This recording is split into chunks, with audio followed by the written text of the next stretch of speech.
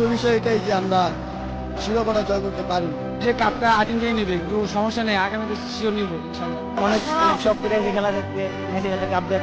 আমরা অনেক চেষ্টা করছি, আর্জেন্টিনা ভালো খেলতে পারি। আমাদের দুঃখ নাই, কষ্ট নাই। মেসি 3 বিশ্বকাপ, তার ফুটবল শেষের দিকে চলে আসছে, তার জন্য খুব প্রয়োজন ছিল। আর খারাপ লাগতো যে মেসি কাপটা পেয়ে আশা ছিল যে জিতবো আমরা, ব্যর্থ করলাম না আমরা।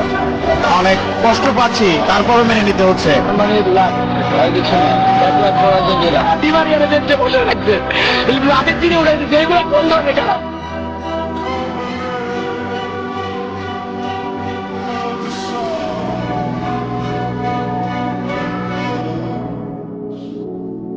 I am